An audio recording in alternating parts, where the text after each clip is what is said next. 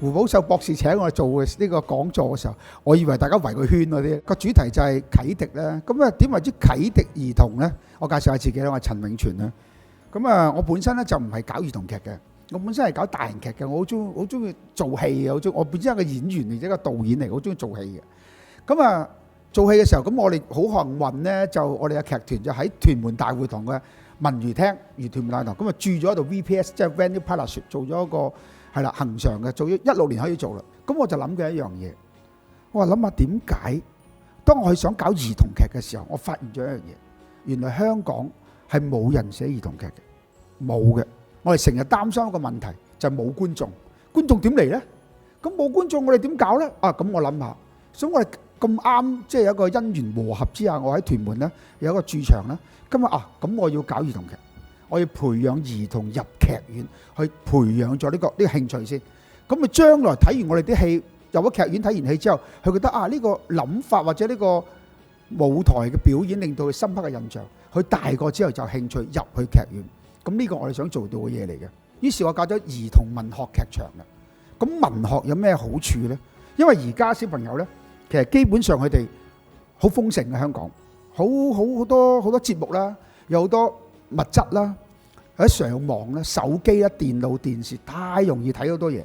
咁吸收咁多嘢之後，佢哋就少咗喺我哋或者我後學呢一輩，我自己後學呢一輩呢，中意睇書嘅呢個文字上嘅嘢。咁我覺得我要等佢哋喺入劇院嘅時候，要睇到文學呢樣，我覺得好重要嘅。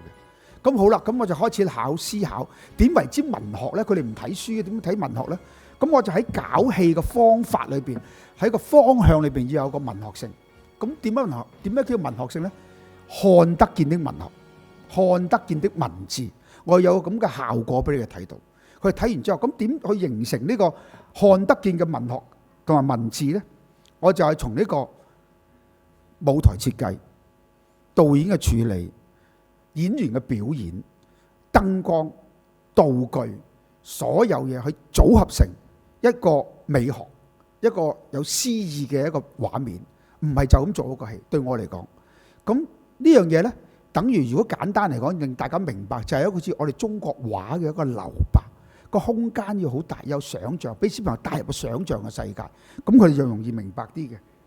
咁咧，呢個我想做嘅嘢呢，咁呢所有呢啲嘢之後呢，咁我建構一個畫面、故事嘅情節，喺每一個想像空間互動啦、思考啦，令到小朋友可以喺睇戲嘅時候進入到嗰個戲嘅情節，小朋友個角色嘅情緒、面對嘅挑戰呢樣嘢，而佢哋有身同感受，呢個我覺得最重要嘅。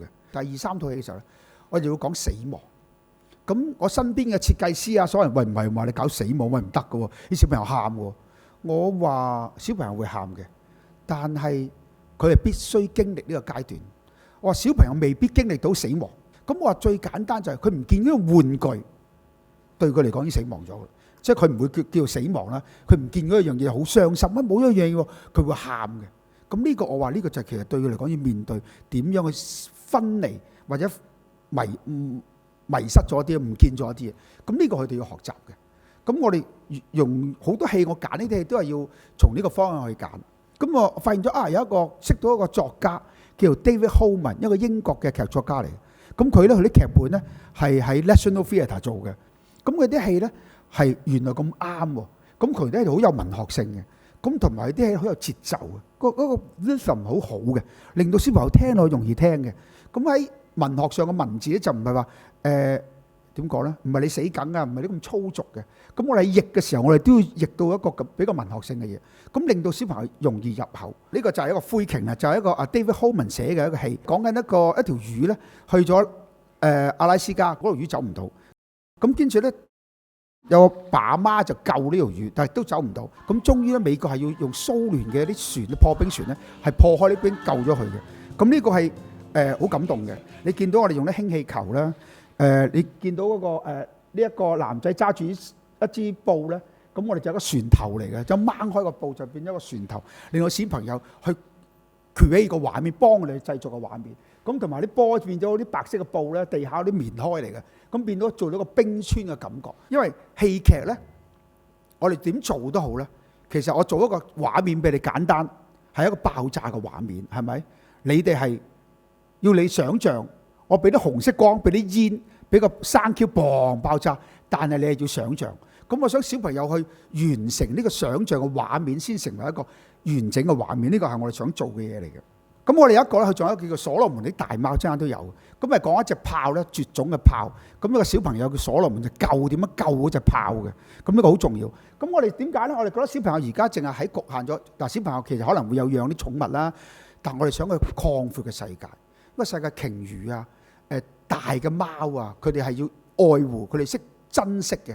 咁所以我哋就用佢嘅劇本去做嗰啲嘢。其實兒童劇我哋點樣啟迪佢哋嘅心靈，最重要就係其實當喺劇場嘅時候，所羅門要救隻大貓絕種嘅貓，佢跑路嘅時候，即係跑佢嘅，佢冇氣力嘅時候，竟然成台嘅小朋友觀眾係主動係叫個所羅門起身啊，加油啊！哇！嗰刻我睇落去就要好感動，我哋都會喊嘅，即係佢哋自動。咁呢個 moment 係咩呢？就係佢哋本身令到喺呢一刻，佢哋係脫離咗父母嘅一個自主性，佢自主性去做咗表達佢自己嘅情緒，佢唔需要問媽咪，媽咪我需唔需要可唔可以講啊？唔需要啦。